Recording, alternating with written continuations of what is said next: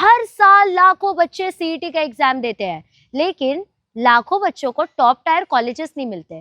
तो ऐसा तुम्हारा टॉपर दोस्त क्या अलग कर रहा है कि उसको टॉप टायर कॉलेजेस मिल रहा है बट हमें एवरेज कॉलेज ही मिल रहा है?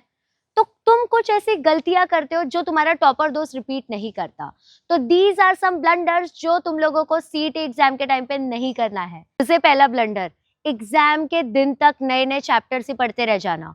इसके वजह से जो तुमने ऑलरेडी पढ़ रखा है ना, तुमने उसको भी रिवाइज नहीं किया। और नए चीजों को जब हम जल्दी जल्दी पढ़ते हैं तो वो चीजें हमारे दिमाग में उतना रिटेंशन पावर भी नहीं कैप्चर कर पाती है। तो बेसिकली तुमने कुछ पढ़ा ही नहीं है फिर। सेकेंड ब्लंडर, मॉक टेस्ट को कंप्लीटली इग्नोर कर देना। पढ़ के नहीं हुआ है सोच के मॉक टेस्ट देना ही नहीं, इग्नोर कर देना। अब जो इंसान मॉक टेस्ट नहीं दे रहा उसको समझ ही नहीं आएगा कि एग्जाम के अंदर में जो भी तुमने कॉन्सेप्ट पढ़ा है उसके क्वेश्चन किस तरीके से आ रहे हैं। तो मॉक टेस्ट को बिल्कुल इग्नोर नहीं करना है। Third blunder, relying completely on PYQs. Definitely PYQs से तुम्हारे पेपर में आता है, बट सिर्फ पीवाईक्यूज ही नहीं आता। अगर तुम लोगों को कॉन्सेप्ट नहीं समझा है ना, तो तुम एनालाइज भी नहीं कर पाओगे कि ये तुम्हारा प्रीवियस ईयर क्वेश्चन आया है, क्योंकि ट्विस्ट करके क्वेश्चन आते हैं।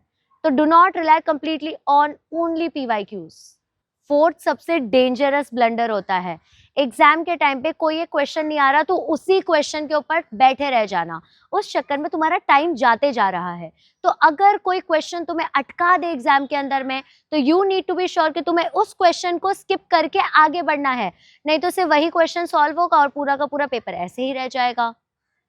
अगर तुमने ये 4 ब्लंडर्स को अवॉइड कर दिया तो ट्रस्ट मी, जहां तुम्हारा 90 परसेंटाइल आने वाला था वहां से तुम 99 तक जरूर पहुंच सकते हो। तो ये वीडियो अपने फ्रेंड्स के साथ शेयर कर देना कि कहीं वो ये ना ब्लंडर कर दे।